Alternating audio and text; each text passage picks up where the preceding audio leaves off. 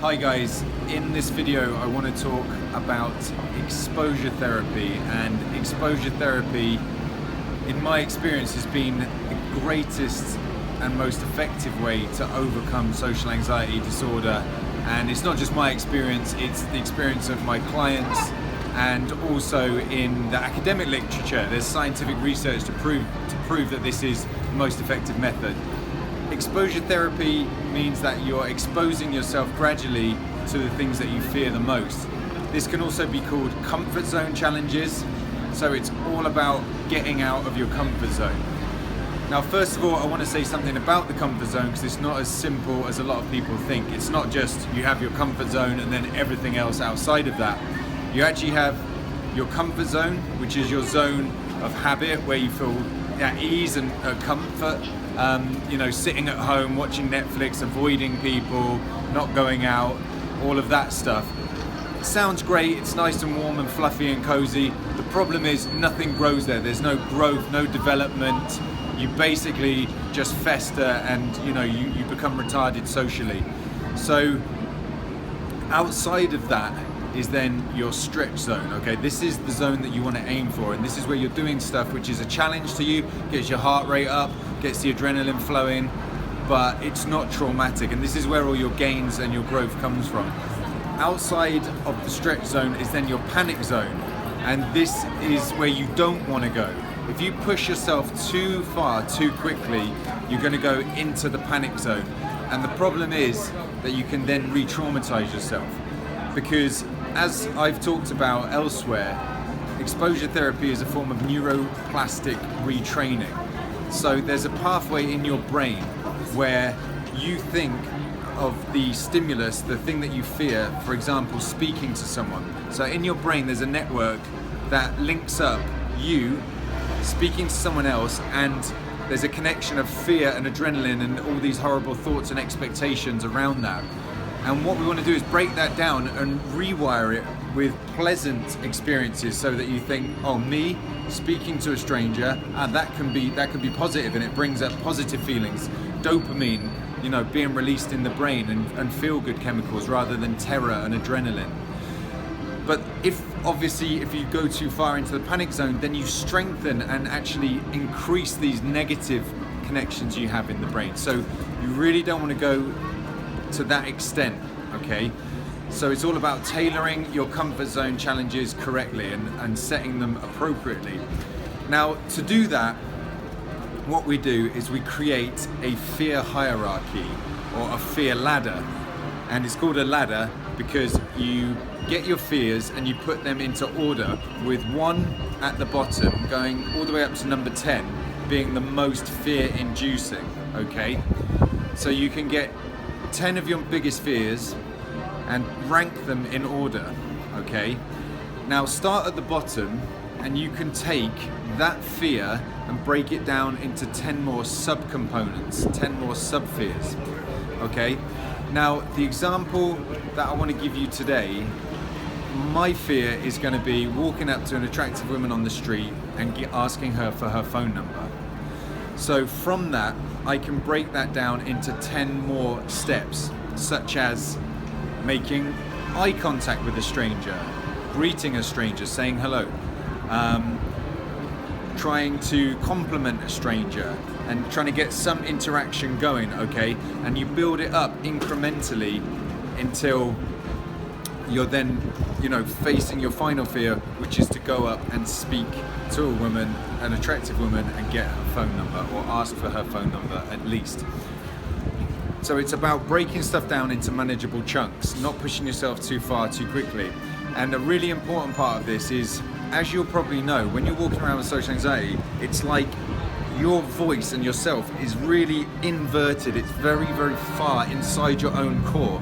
So that even if someone says hello to you, or the cashier at the supermarket wishes you, a nice day, you might be like, you want to say something, but the words won't even come out of your mouth because you're so repressed socially and so inhibited, it's crushing you down inside. So what you want to do is to get out of yourself, get out of your head. And you can do this from the minute you get up, okay? The minute you get up and decide, I'm going to face my fears today, you can start off by nodding at people on the street, trying to get some interaction going, trying to get a smile going. So I got up this morning, I was in the lift of my hotel. There was a guy from Egypt. I just started a conversation with him, wanted to see how he was doing. Been chatting to all of the cashiers in the supermarkets when I've been, and the shops when I've been picking up some water and a cookie to eat and this, that and the other. And it's just all about getting out rather than getting crushed within yourself. So regardless of what your fears are or what you're addressing on that particular day, how far up the ladder you might be, it's just a really good idea to warm up by, even if it's just eye contact, just projecting your contact, you know, your gaze outwards rather than being down and crushed, even just looking around. That can be, you know, your first step if that's where you're starting from. If you're higher up, you know, start off just getting in the habit of daily interactions and forcing it outwards more so you're not inside. So I'm now going to show you the stages that I take this through. As I say, the end fear for today is going to be getting up and going up and approaching an attractive woman, getting her phone number. But to begin with, I'm going to start off by making eye contact with strangers, smiling at strangers, greeting strangers, giving a compliment to an attractive woman, and building all the way up. So let's see how that goes.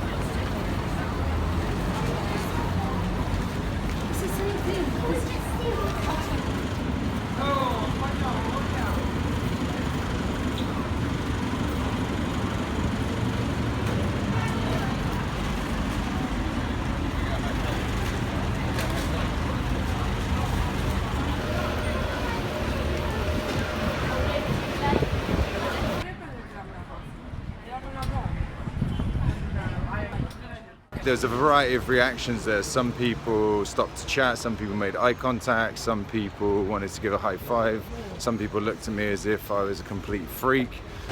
Okay, so having done all my warm-up stuff, getting more social, meeting strangers and that kind of stuff, I'm now going to move on to the next part, which is the final part of the challenge, which is to approach attractive women and try and get their phone number.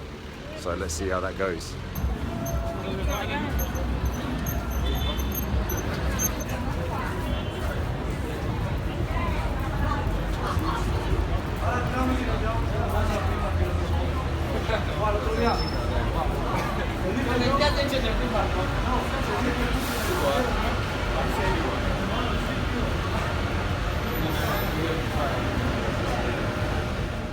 Okay guys, I just wanted to wrap up this exposure therapy video really quickly. I'm now in Regent's Park, come here to chill out for a bit. And as you saw, I just made 2 approaches there. Both were quote unquote unsuccessful. I didn't get the number.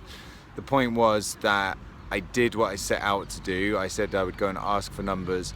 You may have seen there that the Chinese girl, her boyfriend was there. I didn't see that at first. As soon as I saw that, I went to get away.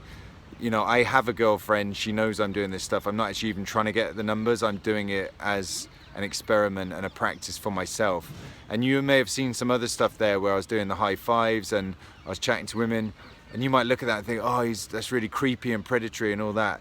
I can assure you, I'm not doing it in that sense. Whenever I'm speaking, I'm complimenting and trying to just spread a bit of love and positive vibes as well. I'm not using people for my own ends. I always, you know, say that you need to be very empathetic when you're trying this, and you may have seen people doing stuff on the streets when they're asking women for numbers and stuff, and they do it in a creepy kind of gross, predatory way. That's not what I'm talking about here. You know, if you can see somebody who's not comfortable, of course, either get away or try to be empathetic, make them comfortable, because they will be nervous talking to you as well.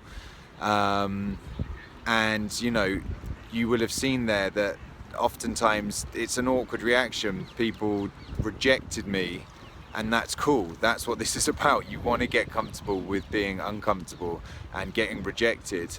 So you know, that's what you've seen there. That's what you've seen with me going out there, and that's all good. That's great if it doesn't go, you know, how you were imagining it or whatever. But you know, I just wanted to make that point that you need to be very loving and caring when you're doing this. Be empathetic to people. I'm not chasing women around the street being creepy. I'm just high-fiving them. The woman there that I walked after, I said, oh, I really like your hat and blah blah blah, and just complimenting her and having a bit of a chat. I'm not being a creep or a perv or chasing women down the street or anything like that. So you know, give this stuff a try for yourself. Exposure therapy is a great way. You know, in my experience, the experience of clients, and as I said, in academic literature, it's proven to be much more effective at times than medication, and just a really effective way to tackle social anxiety. On the other side of your fears lies growth and progress. So get out there, try some exposure therapy, try attacking your fears. Please leave your comments, please leave a thumbs up, please subscribe to the channel. It helps me to grow the channel, it helps me to help more people overcome social anxiety. So that's all for right now, and I look forward to seeing you all very soon.